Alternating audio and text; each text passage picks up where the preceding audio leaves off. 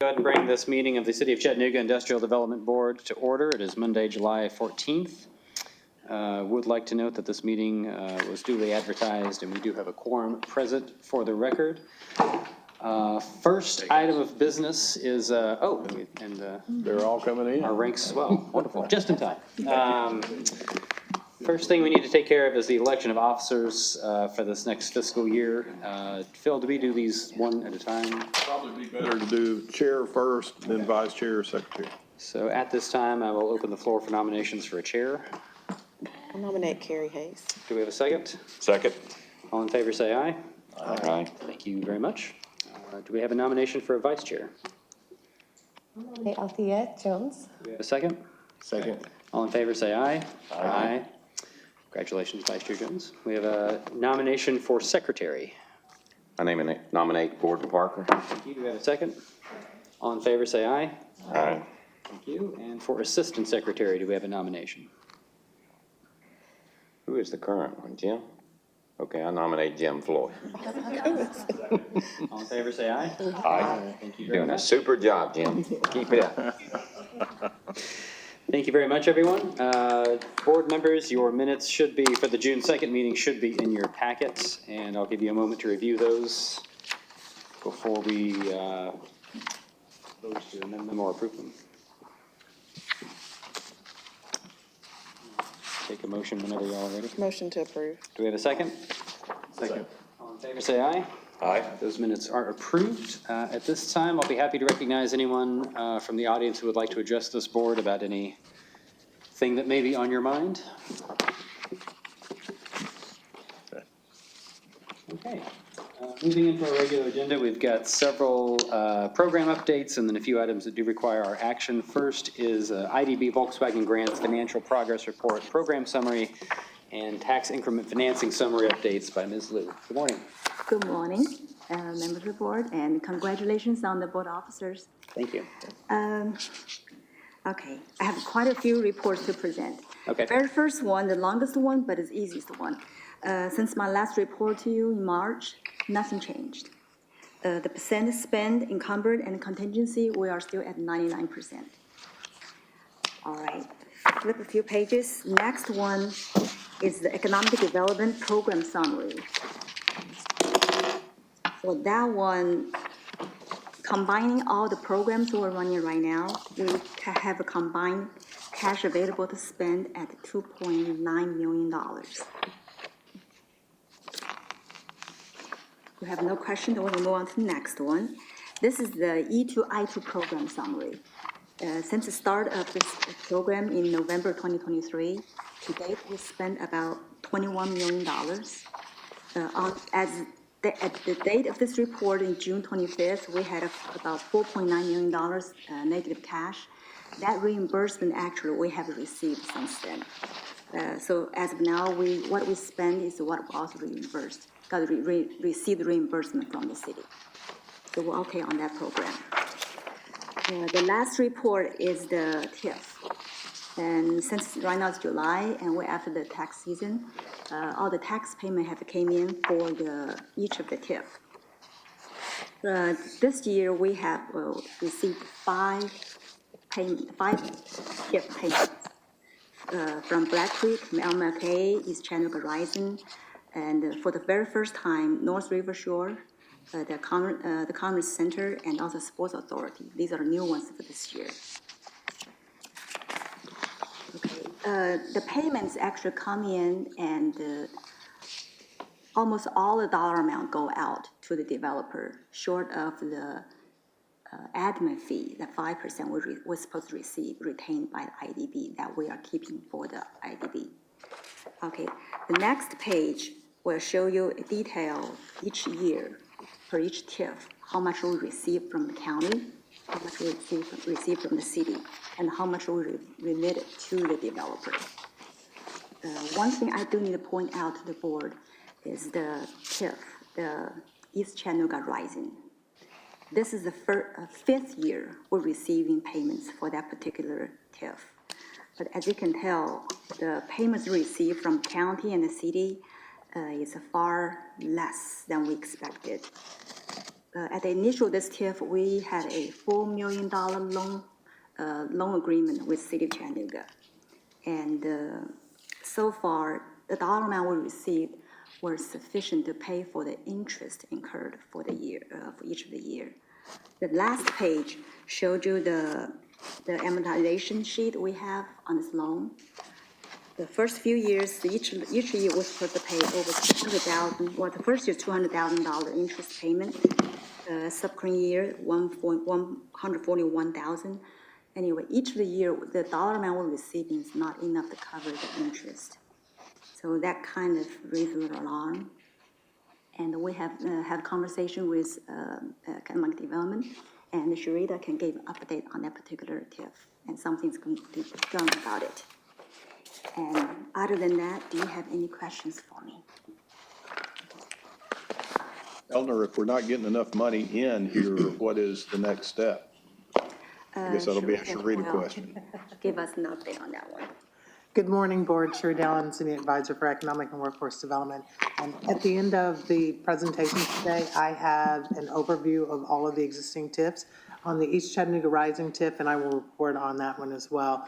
We currently are in the process of updating the market analysis for that. It was conducted in late 2020, early 2021. We're updating that market analysis with the consultant that provided that. And from there, we will issue an RFP. So we're in the process of doing the market analysis, the RFP, which would go for the existing parcels that are still available for development. And that's where we were hoping that would have already happened. That development would happen and would be adding additional increment to this particular TIF district. And then we're planning on hopefully mid-August, early September for that RFP for parcels to go out. In the meantime, we're having conversations with developers around the availability of those parcels, what's suitable for it, the zoning on it, all of those questions. So we anticipate and hope that by the end of the year, we will bring forward to this board some kind of development agreement for the development of those additional parcels, which would generate that increment, which would sort of solve that problem for interest and fees on the debt service. Just so you know, that debt service, that $4 million, when we issued that debt, that was for infrastructure for the TIF district with a goal of a master developer coming in and having available at that time $4 million for them to build out infrastructure and start construction. We had difficulty finding a developer, particularly a housing developer at that time, and that's what has delayed this process. The market's changed a little bit. We're no longer in the heart of COVID, and so we're hoping that as we move forward, we'll be able to rectify that situation. Any questions? And the loan is from the IDB to the city, correct? Correct, it is. And so right now, the city is servicing the debt. And is there any interest payments that haven't been made? No, No, those payments have been made. Okay. very little of it. The very last page of that report showed you I'm sorry. The very last page of the report showing how much was received and turnover to pay for the interest. So far, for the past 5 years, we paid in a total of $113,000. Okay. So is the city in arrears to the IDB at this point? How would you phrase that? Remember last year, we received a letter from the State of Tennessee Comptroller Office regarding the interest payment. We had to pay a huge payable on our financial report. And then we were told we need to correct that. So we removed that from our financial statement. That's why we brought up this big issue that the dollar amount we received from TIF payment not enough to cover the interest payment alone. Right now, this year financial, we will not show that payment again, but then the receivable is sitting up on the city side, showing that IDB still owe the interest payment. And hopefully we can maybe amend the document or change the interest rate or whatever. But right now, that's all we have. And city actually is not, IDB doesn't have any cash showing up on this. Every single penny coming in went to the city to pay for interest.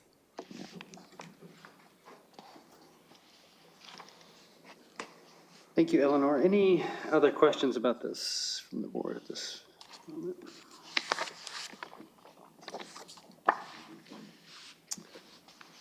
Thank you. We do have item 7, E2I2 project update by wastewater. That includes a resolution authorizing the Industrial Development Board of the City of Chattanooga to acquire the real property located at 7218 Hamilton Acres Circle, Chattanooga, Hamilton County, Tennessee, tax parcel number 139PC007.04, including all necessary fees and closing costs as part of the purchase for an amount not to exceed $700,000 for use in connection with the City of Chattanooga Wastewater Department's E2I2 project. Mr. Steinman, you have the floor. So we have both quarterly updates for both E2I2 and Class A Power.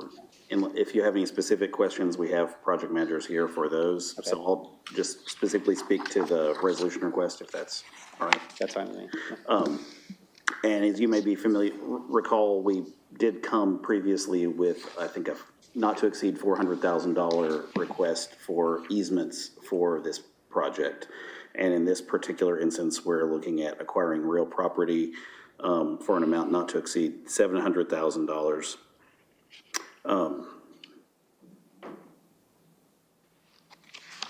Any questions regarding the resolution? You might want to tell them what the 700,000 goes for. Oh, it is a combination of closing costs and other necessary fees. What's the property going to be used for? Pardon? What's the property going to be used for? So this particular parcel, actually, Elizabeth, do you want to speak to it in a little bit more detail? Okay.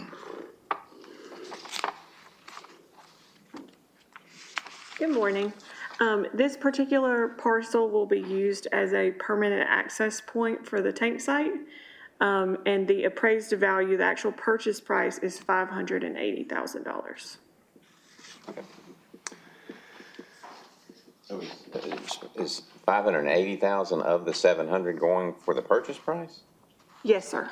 Okay. So what's the other 120 then? Is that the fees and? Includes a combination of closing costs, but also we came with a not to exceed amount just to make sure that we would, because time is kind of the essence on this purchase, we want to make sure that if there were any unanticipated costs within reason, that we were authorized to spend that. And who is the seller? Zeller is, go ahead. Sorry, it's City Church. Off Lee Highway? Yes, sir. Has the purchase price been agreed to already? It has, yes. We originally approached them to see if they would be interested in just selling us an access easement, which they denied. They weren't interested in that. The property for them is a little bit of a remnant parcel. It's away from their main parcel. They have that neighborhood in the back that used to be their retirement community that they have sold off many years ago. So they decided that they were only interested in selling the whole parcel.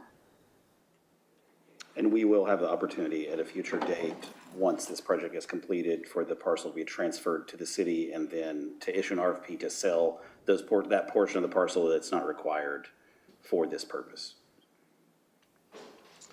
What other anticipated costs do you foresee potentially that would make up $100,000? We don't, I mean, we could reduce the amount if the board prefers. It just comes down to,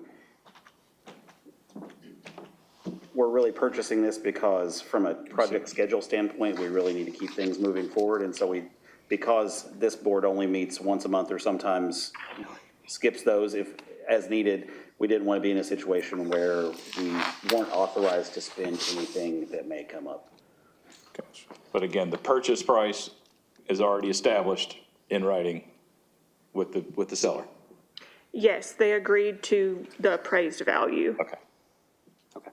That was going to be my question, was how the value was determined and, if that was actual market value. So it's the appraised value is the purchase price, but then you're adding in an estimate of the fees and closing costs you're expecting, plus a little buffer? Correct. Okay. Thank you, guys. Happy to hear more questions. If not, I'll be glad to hear a motion on this. Motion to approve. Is there a second? Second. All in favor? Aye. Right. Thank you very much. Item number 8, Moccasin Bend Environmental Campus Class A Power Project update. He's back. Not a lot of updates to give on this project as of yet. It's currently in the process of alternatives analysis in design, and we're expecting, I think, before the month is out to have completed alternatives analysis. So the next quarterly update to follow should have quite a bit more information about, as the project is kind of solidifying and the different details of that are being determined. And just as a reminder, Justin, for us, this is a conversion of what Mock Cement is doing as it relates to biosolids processing and so forth. Yes, as well as how we deal with, like, kind of having productive use of RNG or other gas we produce, as well as replacing our outdated O2 plant. There's a lot of, and there's some other also beneficial things that are coming from the project besides. Because I like to ask dumb questions, what's the IDB's involvement? It's a design build project just like Bill E2I2, property so we're we gonna have during it. Yeah. Okay. aren't permitted, at least yet, Yeah. to do design build as a municipality, so. Well, it is a cool project. Looking forward to more updates on this one as we happen, so. Thank you. Question? Any other questions on this one, folks?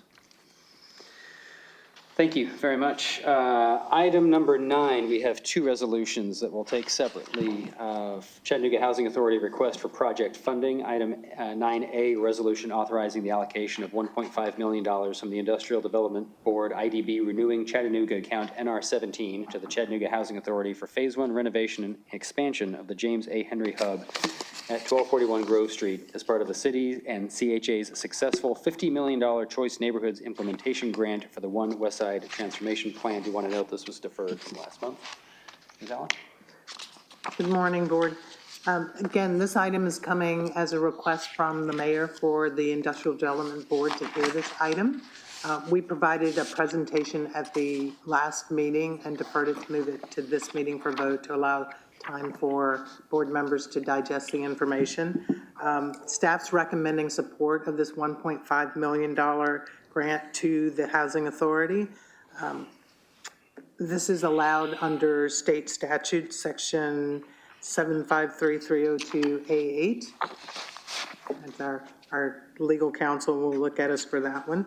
And then this is in alignment with the One Chattanooga plan for growing household incomes for Chattanoogans. It's worth noting that this $1.5 million goes towards the James A. Henry renovation project, which will serve as the community hub for the revitalization of the Choice Neighborhoods Grant Program. Keeping in mind, it's a $50 million grant, and this provides us the funding match for part of it. There was a loss of both an appropriation and a DOE grant, which is why we're coming before you. The city of Chattanooga government stepped in for the 4.5 million. That left a gap, and the gap is a 1.5 that we're asking IDB to consider today. This also aligns with the Chattanooga Climbs Higher plan. There is a component of the James A. Henry Center which will include workforce development and training and upskilling, and at one point a one-stop career center. That's being reformulated because of state funding, and so the city of Chattanooga will run that one-stop career center under a different branding name. Gone over the summary of need, just a little bit of the fiscal impact. So again, this is a $1.5 million request. I think we heard earlier that the current accounting that you have available for funds is $2.9 million. I'd like to keep in mind that moving forward and through the remainder of 2025 and spring of 2026, the IDB will have an incoming amount of roughly $1,348,037. Those monies are coming from 4 different sources. Pilot economic development fees, we have roughly $459,000 coming in from pilots this year and early next year.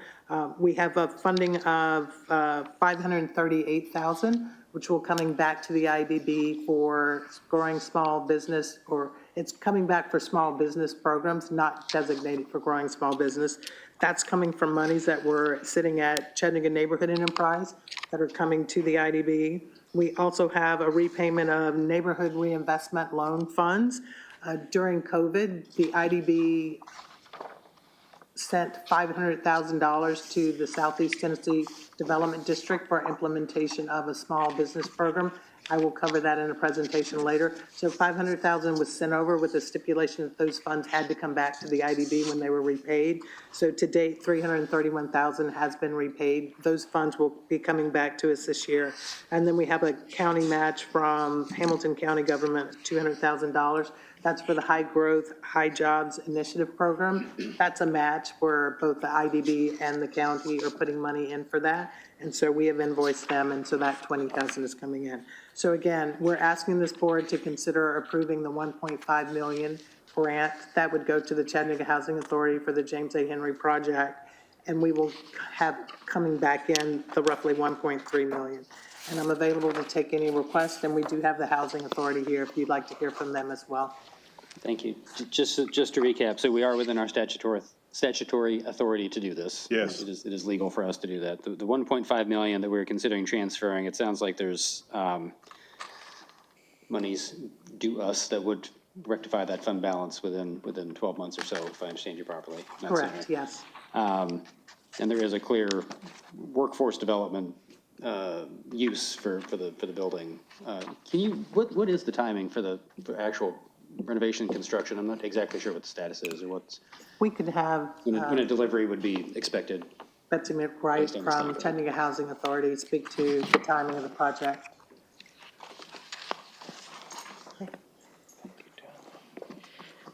Good morning, and thanks for considering this request.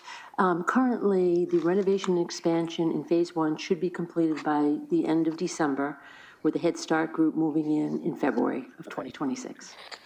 Betsy, I don't know if you can answer is there, the federal funds that were taken away, is there any indication that any of those might be replaced, or is there an appeal underway I of any have to kind? defer to the city on that.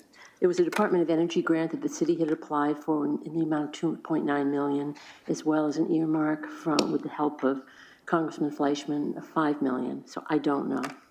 Okay. What are the questions from the board? Has anything substantively changed to the proposed project since you were here last month? No, not really. Okay. Mr. Chairman, I've got a question here on the monies that are due back. It may be to Ms. Allen. Thank you. I've set up on the board here, I don't know, 2 or 3 years. These monies just miraculously just showed up on your last meeting. Who's keeping an eye on what's left? Are there any other monies out there that the IDB is due? And how long has this been just sitting out there? Which fund sitting out there? All four of these.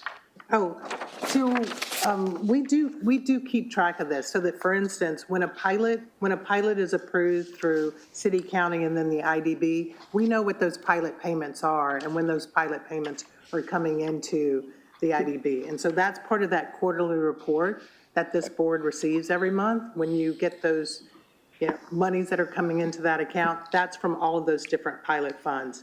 The report that we get from the finance department will show every quarter exactly which company is paying in and what those amounts are. So we're tracking that on a regular basis. The C&E one, that is just a one-time, it was at C&E.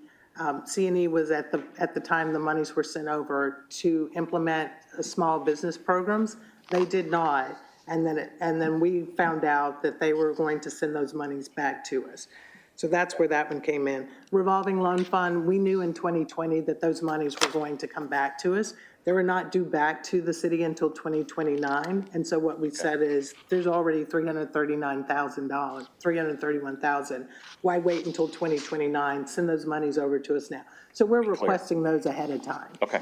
And then the last one, we know exactly where that is. But that's a very good question. And historically, we have not reported on anticipated funds that are coming in every year, and we should do that moving forward. All right, thank you. Great question, thank you. What else from this board as relates to this item? If there are no further questions, I'll be happy to hear a motion on item 9A, and then I'll read and we can consider 9B following. I'll make a motion to approve. It's been moved and seconded. All in favor, say aye. Aye. Item 9B, a resolution authorizing the transfer of $1.5 million from the Industrial Development IDB Pilots Fund account NR14 to the IDB Renewing Chattanooga account NR17, which was created for eligible catalytic economic development projects in disinvested communities and for economic development projects investing in or rehabilitation of blighted vacant properties. I'll hear a motion on that. I'll make a motion to approve. Is there a second? Second. All in favor, say aye. Aye. Thank you. Both those resolutions are passed. Thank you very much, Rizal. Item number 10, other business. These are discussion items. Sharita, we get to see you yet again for an overview of existing TIFs and pilots, if you don't mind. Perfect. And I have a presentation that we'd like to pull up. And so this presentation, parts of the presentation will look familiar in that we had an education session here with the Industrial Development Board. So the first part of this presentation will be slides that we received in April. And then the second part of the presentation will be slides that were presented to City Council last month, 2 weeks ago.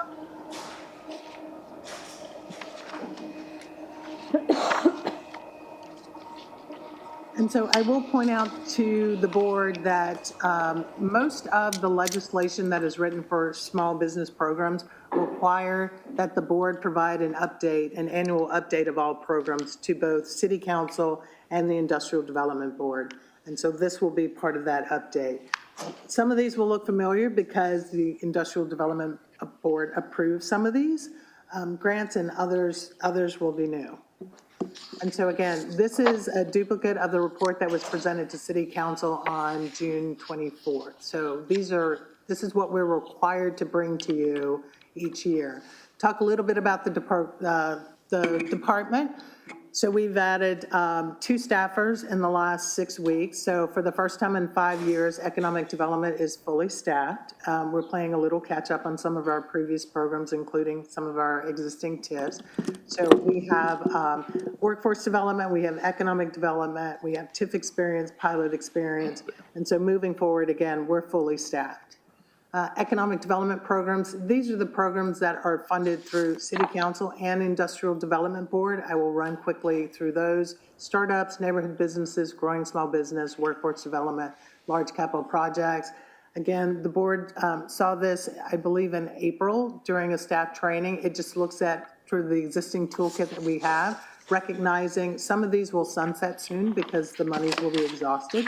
Other ones, we may ask for funding from City Council if City Council chooses to extend them, or we may create new programs. And again, it's from one extreme, the startups, how the city supports startups, and then the other extreme, large capital projects. Again, that's where those TIFs and those pilots come into play, and then the small businesses in the middle there.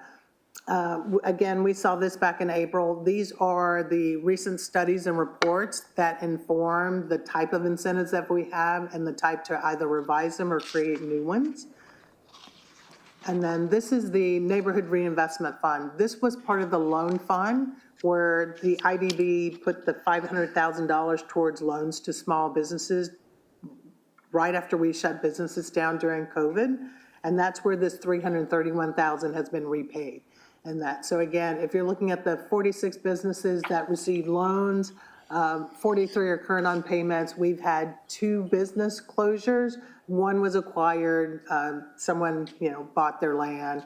The other one went out of business. Both of those are still making loan payments, by the way. And so that's at 331. These are the small business programs that are approved here at the IDB. Again, this was a report, a slide that was for City Council because we have to report to City Council the number of small business grants that we make because they funded these. Keeping in mind, in the last fiscal year, we only had 4 of these, but the department was only staffed for 5 months out of the year, the fiscal year. Forward, small business innovation grants. Again, these are through the IDB. If you look at the job training grants, we're actually missing one, and so the company lab will come to us in August with an update on their accelerator. They also received $500,000 under the job training grants for Accelerate. But again, this one, looking at Build Within Tech Accelerator in partnership with Chattanooga 2.0 and Build Within. Do you see the number of enrolled residents, the completions, the certificates, job offers, the number of employed, and then we have listed the employers. So the City of Chattanooga Department of Technical Services hired an apprenticeship out of this particular accelerator. Unum, Transcard, Data Annotation, Department of Community Health also came before this board and received $50,000 for a training program. And you'll see the 30 residents, the 17 completions, the Cisco certifications, and the jobs and number of job offers and number of employed there. Okay, let's talk about TIFs and pilots. So again, if you look at our tax increment financing, and this will be a new report to this board, we have two types of TIFs. They're developer-backed and they're city or county-backed TIFs. Developer-backed TIFs, the developers are assuming all of the risk. City and county are assuming all the risk. So look at those. Again, tax increment, we look at the current tax base of a project or a project area. Then we look at what kind of development they're having and they're implementing. And then as that tax base increase, that increment tax is what is used to fund infrastructure for the project. Keeping in mind, these are infrastructure TIFs. Look at the first one, we're looking at Black Creek, and we've got some current photos there. And so again, this was for Mountain Road infrastructure. You'll see there's a number where we show the city incremental taxes generated, the increment that was sent to the IDB, and then the combined city and county increment that was paid to the developer's financing arm to pay down the cost of the infrastructure. So again, roughly, just so you know, Black Creek, roughly $200 million development. We're looking at a $5.1 million that has been generated on the increment and paid back to them, and it's a $9 million TIF. That's just on the principal only. That doesn't include interest on that.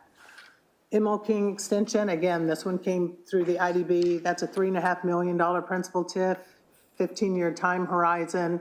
To date, roughly $2.5 million in increment has been paid on this developer-backed TIF. So when we say some of these are paid to, for instance, if part of the agreement includes their financial arm, and I hate to be a commercial, but Pinnacle Bank, and so that'll show $2.5 million has been paid to Pinnacle for the infrastructure on this project because the developer secured financing through that financial institution. So there are times when if the financial institution's involved in this and the developer's using them to cover the cost of infrastructure, the increment will go to that financial institution. They become a party to the agreement. So again, District 7 on that one.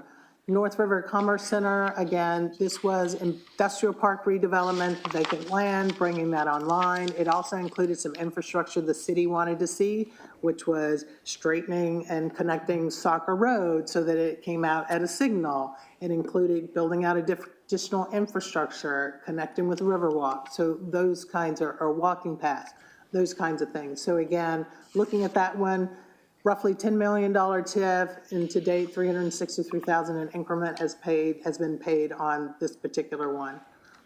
Move down, look at the bin. We're looking at, and I'm pausing here, and so it says $15 million spent by the developer. We asked for a follow-up, so we have receipts for roughly $11.8 million in development that has been completed. So part of this TIF included different phases of infrastructure development.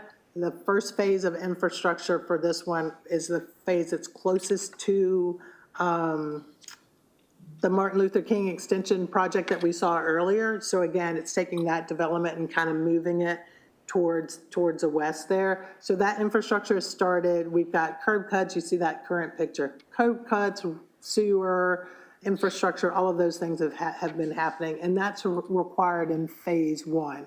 So they're complying on the infrastructure on phase 1 for that. Next, South Bend Stadium. Again, it's starting to look like a stadium if you go by there. This picture is probably a month ago, so you'll see a little more steel on the site if you drive by it now. Again, already generating increment. Oh, let me go back to the other one. So you'll notice on the bin, no increment has been generated on this particular project, and that's because only infrastructure has been constructed. And so with the most recent assessment, because there was no vertical construction, there was no increment generated on that one. Back to the stadium. So roughly 506,000 in increment has already been generated and paid back to service the debt on this one, roughly $115 million project. And then let's go to the East Chattanooga Rising one, and this is the one that Finance brought out earlier when Eleanor provided her overview. So again, this project was approved in 2020. It included sewer relocation project. There was an extension of Hardy Street. And then there was the $4 million that was bonded to make available immediately to a master developer to develop the remaining parcels. And so again, roughly 113,000 has been paid from debt service.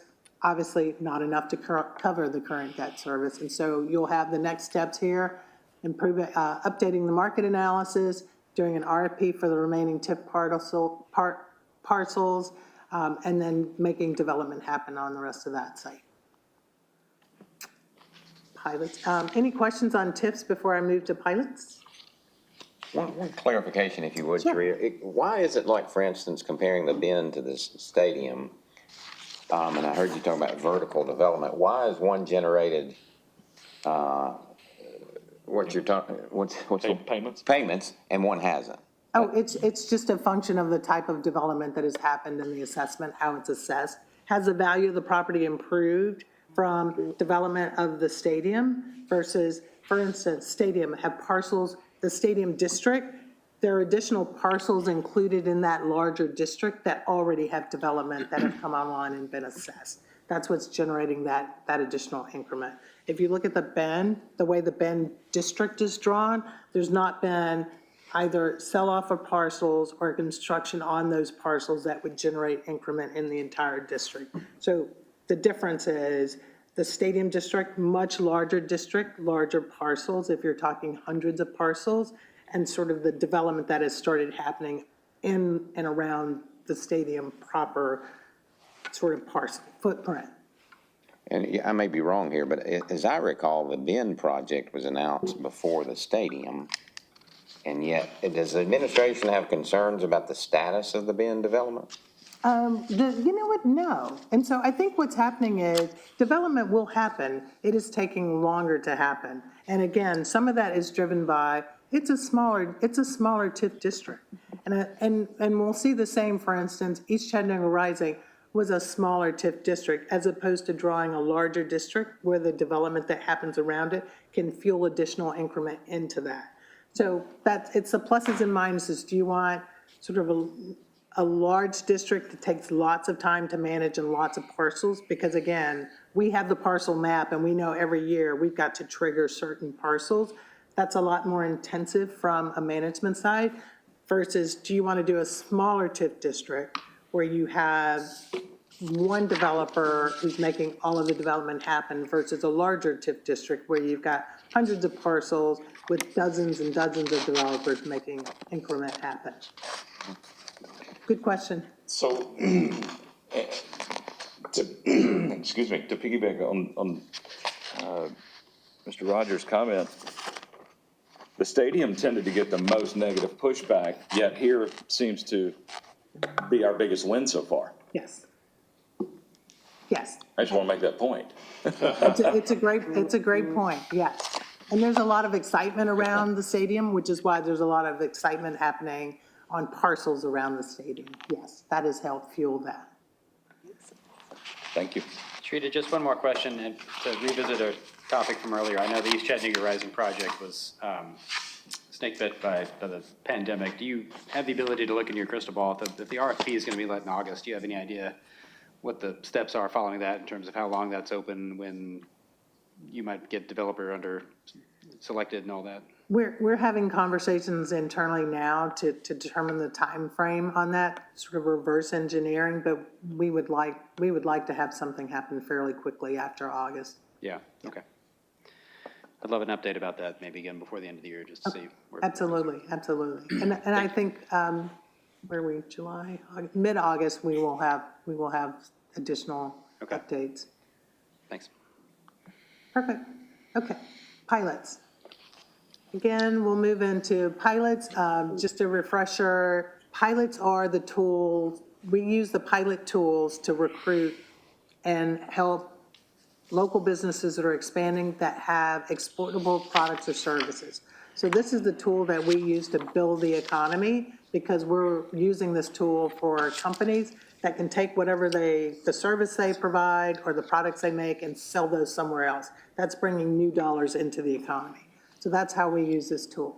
Just some pictures, and then we'll have a chart at the end. So again, here are the existing pilots that we have, and I put an asterisk by the ones that will be expiring at the end of 2025. So we've got Coca-Cola, we've got Gestamp, we've got M&M Industries in District 9. We've got, it used to be Plastic Omnium, now it's OP Mobility. That one's expiring soon. We've got Steam Logistics downtown.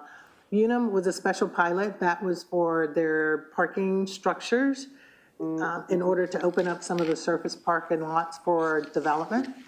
We've got Volkswagen, we've got, typo there, Yongfeng, and then we've got Pure Graphite, which is both District 6 and District 7, so that's Big Blue, and then the recently approved one, which is Big Green, which is under construction. And then let's talk a little bit about this chart. So this is the pilot summary report that comes to the city, the county, and the IDB every year. Typically what happens is we get it in February, we review all the data and the results, and then make it available in April after we've confirmed everything. And this just gives us an overview of a pilot. It gives you the pilot years, how long the pilot is, the termination date, when they're going to start their job creation number window. And so that comes into play, for instance, if you have a project that's constructing a facility, so they may have a 10-year pilot. They may be getting an incentive from the state, and during that 10 years, they pick the window where their job creation will happen. So obviously, if you're constructing a facility, you might not have your job creation for the first 2 years, because you're still under construction and you're not going to be hiring until year 3. And so some may have their job creation a 5-year period from like 4, 5, and 6, or 3, 4, and 5. And so that's where those determination years come into play.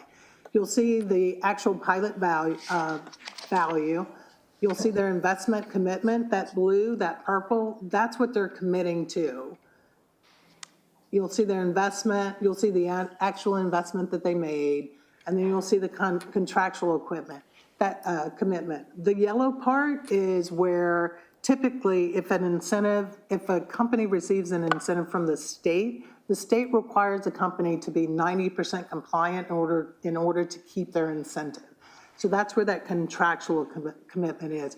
So if a company gets an incentive from the state and says, we're creating 100 jobs, the state says, you know what, you've got to create at least 90 to stay compliant. Because sometimes they may end up creating, the goal is to create 100 and they may create 97, so they're falling short. They're not kicked out of the program for falling short. As long as they create that 90, they're still compliant. So that's where that yellow section is.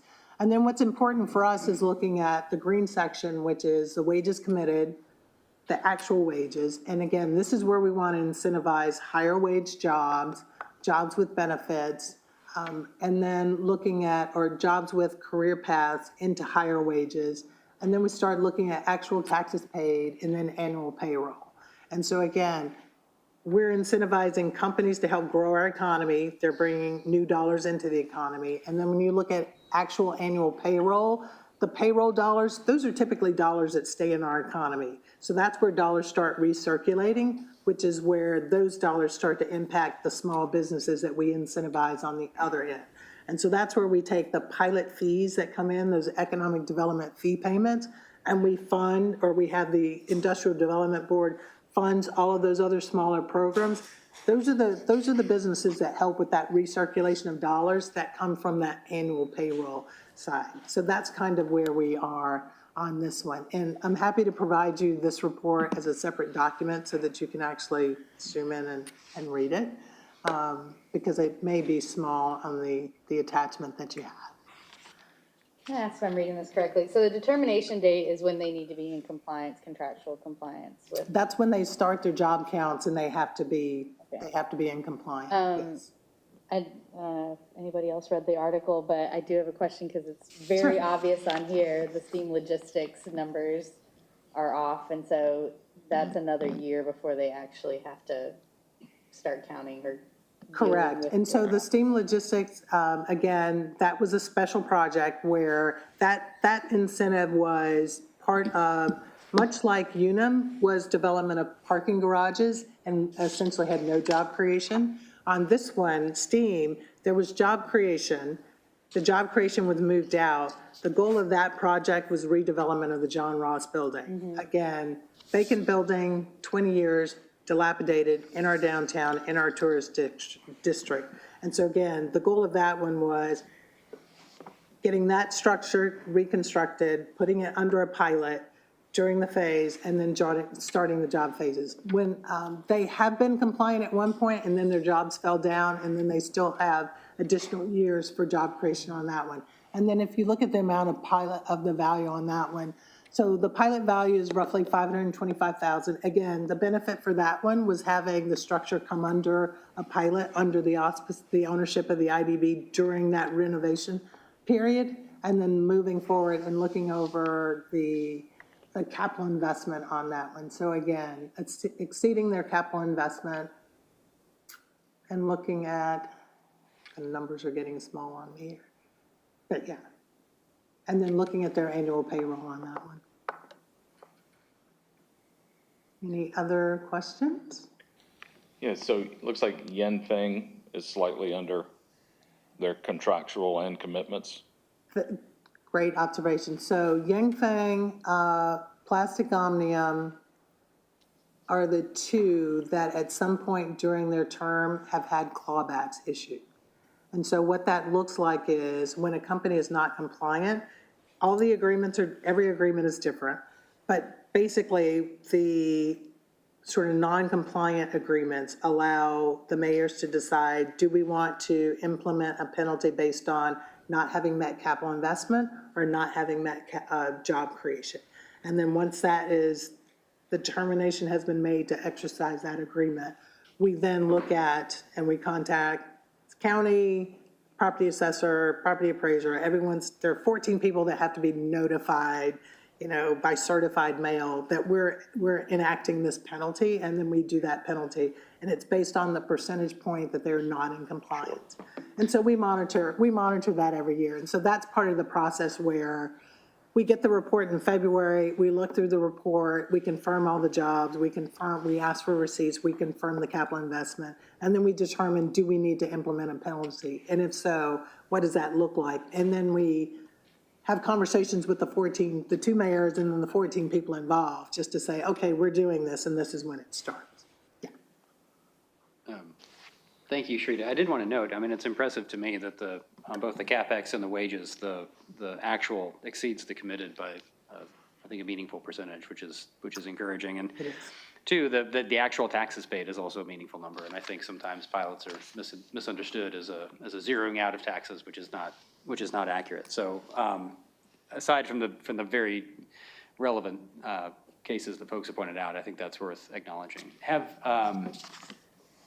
M&M or Unum, do the policies allow for an extension? Have those companies indicated that that's something that they need or want, or are they, I didn't know if that was considered in the policies that were passed earlier this year. So previous policies did have a provision that would allow for an extension, keeping in mind they were all negotiated individually.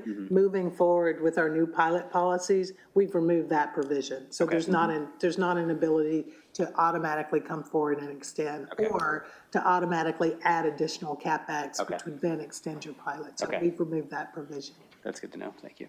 Question? I have two questions. So with the change, big picture questions. The first is, you said that the mayors will look at the agreements and decide whether or not clawbacks. Is that a contractual thing that we've decided? It is contractual because the two mayors signed the agreements. So at the end of the day, typically the Chamber of Commerce, and they are contracted by both city and the county to handle our business attraction, retention, recruitment programs.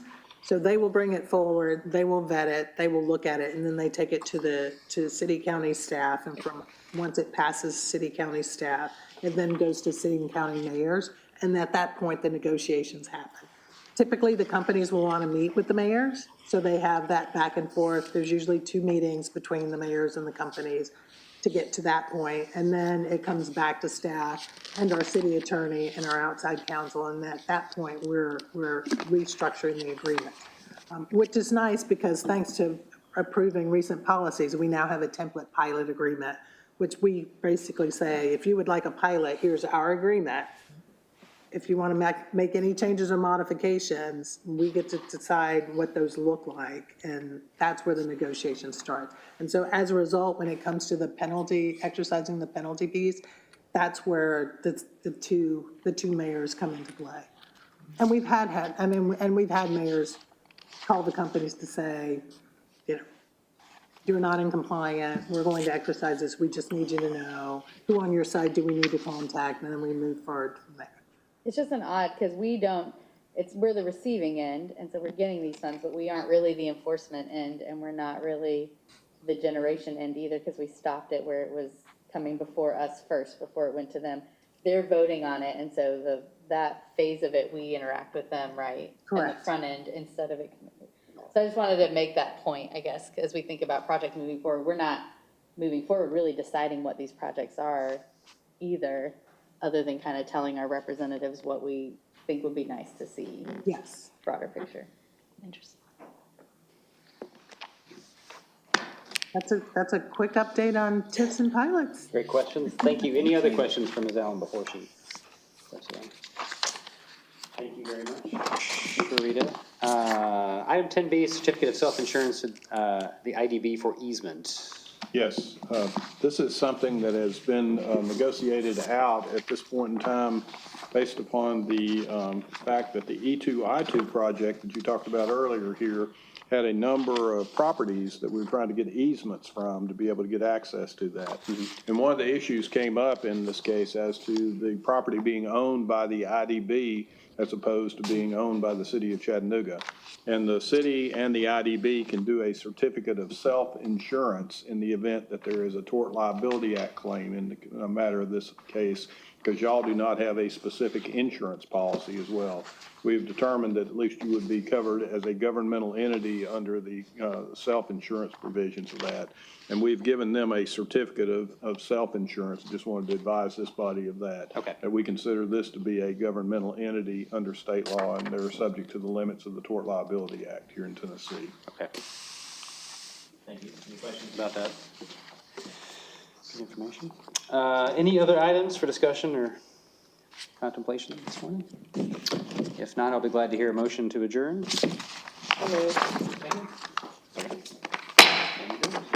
All right.